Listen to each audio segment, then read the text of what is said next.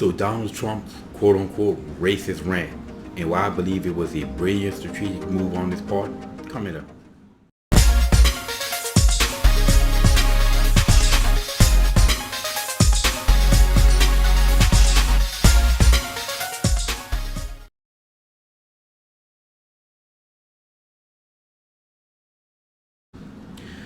What's up, y'all? Welcome back to Common Sense Logical Reason, and as always, thank y'all for joining me today. Now, you have to literally be living under that rock. You have to be living under the rock that's under the rock, through that proverbial rock.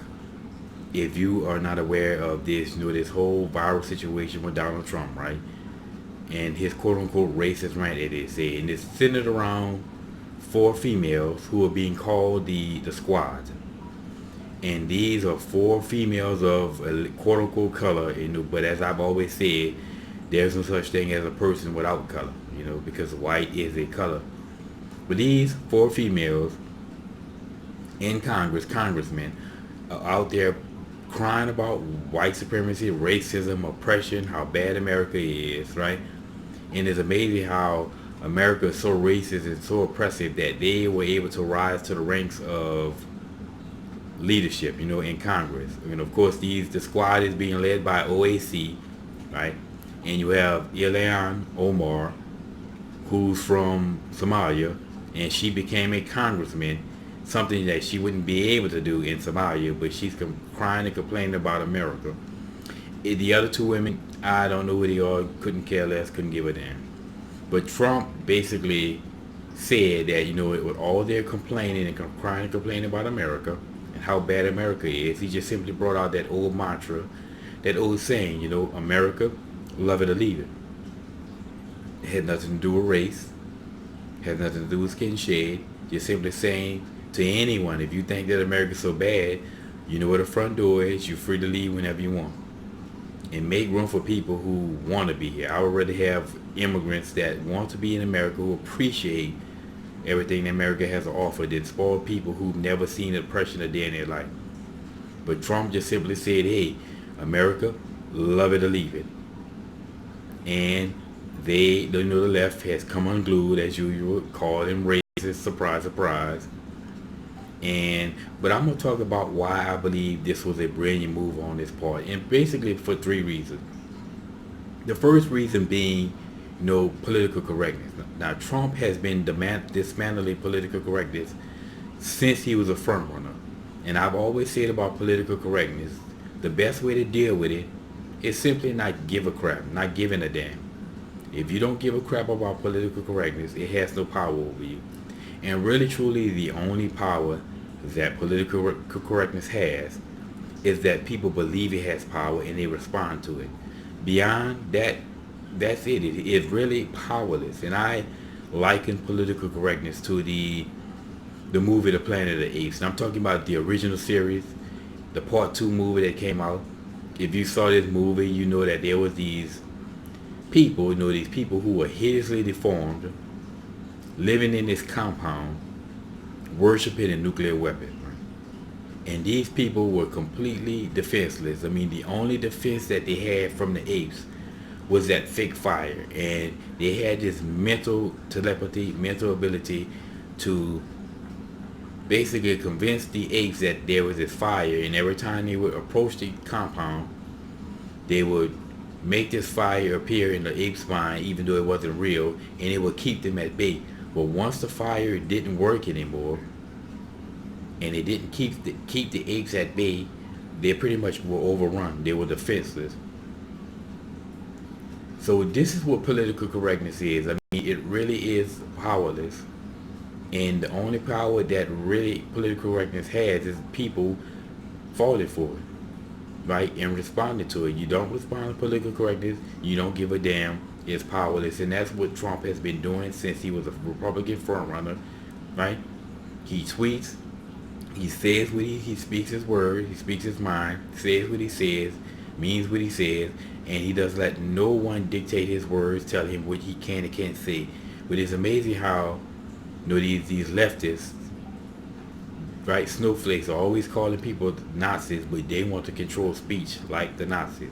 But anyway, Donald Trump is dismantling political correctness And Trump, I would say, Trump, tweet on, speak on, don't let no one control your speech, no backtrack. Now the second reason why I think it was a brilliant part on his a brilliant move on his part was because of AOC, and keeping her at the forefront of the Democratic Party. And this is where I have a disagreement with a lot of the conservatives. They will say that her and Pelosi were beefing, and Pelosi was on the verge of basically demiking her, removing her as the face of the Democratic Party, of the party, being out there in the forefront. And Trump tweet or rant basically galvanized them, and they say that it was a blunder on his part, but I say it was a brilliant move. And why? Well, having OAC at the forefront and showing us how much of a dumbass she is does nothing but help Trump. I mean, she can single-handedly win Trump 2020.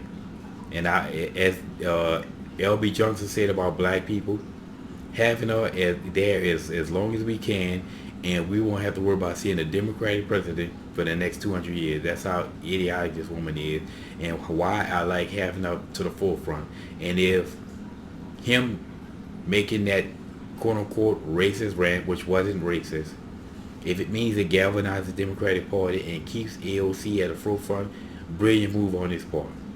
Now the third reason why I think it was a brilliant move on Trump's part was the race card. Similar to the first thing with the political correctness. Again, the more you get these people crying racism about stuff that's not racist, the more you just diminish that race card.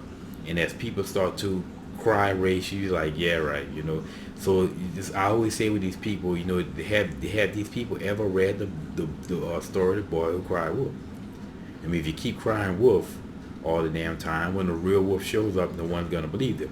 And when something really racist happens, no one's gonna believe them or care, because they're just sick and tired of hearing the race card thrown around by every damn thing. So in doing so, in having them constantly cry race, and people just start to get immune to it.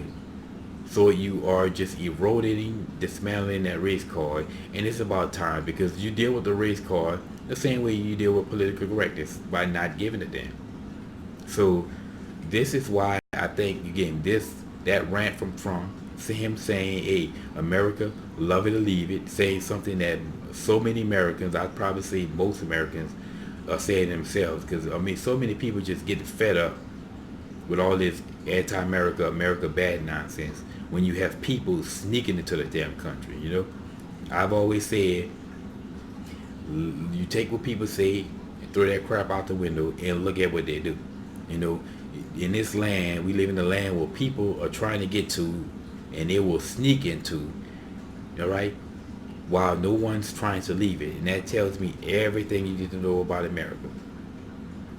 So, and I have a retraction though. I just recently put out a video, AOC must go, where I'm gonna have to retract that. AOC must stay. Please keep her there, because having her there, like I said, we just going to keep taking back this country, because she's just going to expose herself, expose the Democratic Party, and expose the left for who they are. And it's just going to push people on the fence more conservative. So please keep OAC there. I retract that. But anyway, this is why I believe that Trump, his rant, him saying love it or leave it, something that most Americans at this point are saying, was a brilliant move on his part. And as always, y'all, until next time.